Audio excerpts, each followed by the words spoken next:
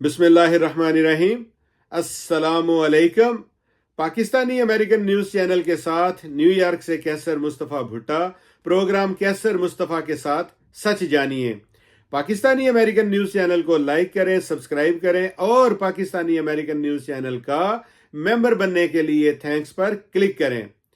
आसफ अली जरदारी का दूसरी मर्तबा सदर पाकिस्तान बनने तक का सफर। आसफ अली जरदारी 2008 से 2013 तक पाकिस्तान के सदर रहे।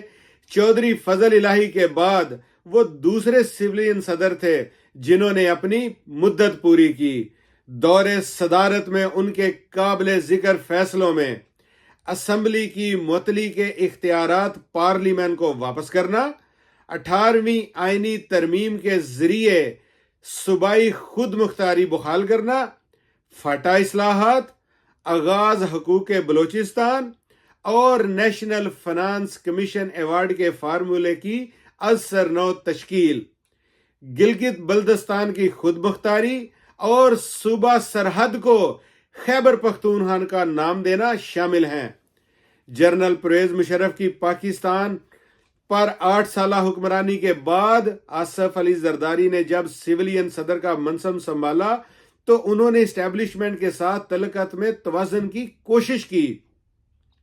विकी लीक्स में अफशा की गई सफारती दस्तावेजात के मुताबिक अमरीकी सफीर पीटरसन ने अपनी हुकूमत को लिखे गए एक मरासले में कहा कि इशफाक कियानी साबिक चीफ ऑफ आर्मी स्टाफ ये इशारा दे चुके हैं कि वो जरदारी को हटाना चाहते हैं। ताहम उन्हीं दिनों में आसफ अली जरदारी का यह बयान भी सामने आया था कि वो ऐवान सदर से एम्बुलेंस में बाहर निकलेंगे। पाकिस्तानी फौजी एस्टेब्लिशमेंट से टकराने वाले सियासतदानों की अमूमन दोबारा इक्तदार में वापसी कठिन हो जाती है। ताहम आसफ अली जरदारी दूसरी बार सदर के मनसब पर फायज हो रहे हैं तो सवाल ये पैदा हुआ है कि परवेज मुशर्रफ और इशफाक परवेज कियानी समेत फौजी सरबराहान की नापसंदीदगी के बावजूद वो इक्तदार में कैसे आ जाते हैं। तजर्बाकार और सीनियर सहाफी सुहेल वड़ैच कहते हैं कि जब से पीपल्स पार्टी की क़ियादत जरदारी के पास आई है उन्होंने कोशिश की है कि पीपीपी की एंटी एस्टेब्लिशमेंट सियासत की शबीह को तब्दील किया जाए। यही वजह है कि उन्होंने आज तक कोई इख्तिजाजी तहरीक नहीं चलाई और अगर इस्टेब्लिशमेंट से कोई रंजिश हुई थी भी तो उसको फिलफोर दूर कर लिया। जब वो ऐवान सदर में थे तो मेमो गेट स्कैंडल आया या एक बार उनका जनरल रहील शरीफ के साथ तनाज़ा भी हुआ, लेकिन उन्होंने इसको हल कर लिया था और वो खुद और अपनी जमात को बखूबी दोनों तनाज़ात से बाहर निकालने में कामयाब हुए। उनकी क़ियादत में अब शायद यही हिकमत अमली है कि अब हमने ना जेलें भुगतनी हैं और ना कोड़े खाने हैं। शायद यही सोच है कि जब मुश्किल वक्त आता भी है तो वो बखूबी इससे निमट कर आगे बढ़ जाते हैं। शहीद Zulfikar Ali Bhutto institute of science and technology के प्रोफेसर डॉक्टर रियाज शेख कहते हैं कि आसफ अली जरदारी में सियासी तौर पर लचक ज्यादा है जो उनके मद्दे मुकाबल सियासी रहनुमाओं नवाज शरीफ और इमरान खान में कम नजर आती है।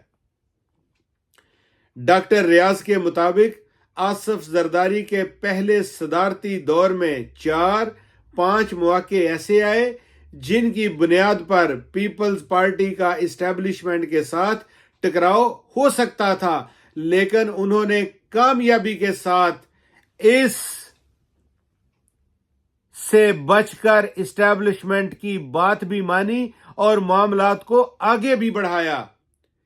बकौल डॉक्टर रियाज पहला वाकया मुंबई हमलों का था। आसफ जरदारी जैसे ही इक्तदार में आए तो इस वक्त मुंबई हमले हो चुके थे और आसफ जरदारी को इस मामले की संगीनी का शायद ज्यादा अंदाजा नहीं था और उन्होंने अपने तौर पर यह कह दिया कि इंडिया इल्जाम लगा रहा है तो हमारा DGISI इंडिया चला जाए اور بات چیت کر کے مسئلے کو حل کرے کیونکہ ہمارے ہاتھ صاف ہیں۔ فوج نے ان کے اس بیان پر تحفظات کا اظہار کیا، جس کے بعد انہوں نے ایک اور بیان بھی کہہ دیا کہ DGSIS نہیں جائے گا تصویر کا ذریعہ GOP۔ انہوں نے اس بات کو انا کا مسئلہ نہیں بنایا، اسٹیبلشمنٹ کی بات مانی۔ اس کے مقابلے میں اگر عمران خان کا تجزیہ کیا جائے تو جنرل فیض حمید کے معاملے میں انہوں نے انا پرستی دکھائی، جس سے ایک نئے تنازع نے جنم لیا۔ اسی طرح نواز شریف کا جہانگیر کرامت کے ساتھ ٹکراؤ ہوا جب انہوں نے قومی سلامتی کونسل بنانے کی بات کی تھی اور نواز شریف نہیں مانے تھے۔ اسی طرح کارگل کے معاملے پر ان کا مشرف کے ساتھ تنازع ہوا، لیکن آصف علی زرداری نے اس کے برعکس کسی موقع پر بھی ٹکراؤ کی پالیسی نہیں اپنائی۔ ڈاکٹر ریاض شیخ آصف زرداری کے دور صدارت کے ایک اور واقعے کا حوالہ دیتے ہوئے بتاتے ہیں کہ کابینہ نے فیصلہ کیا کہ انٹیلیجنس بیورو اور ISI وفاقی وزارت داخلہ کے ماتحت رہیں گے، جن کا نوٹیفیکیشن بھی جاری ہوا، مگر اس فیصلے پر اسٹیبلشمنٹ کا شدید رد عمل سامنے آیا اور حکومت کو وہ نوٹیفیکیشن واپس لینا پڑا۔ ڈاکٹر ریاض کے مطابق اسی طرح امریکی شہری ریمنڈ ڈیوس کی گرفتاری کا معاملہ ہو یا ایبٹ آباد میں اسامہ بن لادن کی ہلاکت کا قصہ، زرداری صاحب نے وہی موقف اختیار کیا جو اسٹیبلشمنٹ کا تھا۔ یہ لچک ہی ہے جس کی وجہ سے وہ محفوظ رہے ہیں۔ لمز یونیورسٹی کے پروفیسر اور پولیٹیکل کانفلکٹ آف پاکستان نامی کتاب کے مصنف محمد وسیم کہتے ہیں کہ آصف علی زرداری اسٹیبلشمنٹ کے لیے کبھی خطرہ نہیں رہے۔ پروفیسر وسیم کے مطابق ذوالفقار علی بھٹو اور بے نظیر بھٹو کے برعکس آصف علی زرداری کبھی کرشماتی شخصیت کے مالک نہیں رہے۔ وہ براہ راست کبھی عوام میں نہیں گئے اور نہ ہی عوام کو کبھی اسٹیبلشمنٹ کے خلاف متحرک کیا۔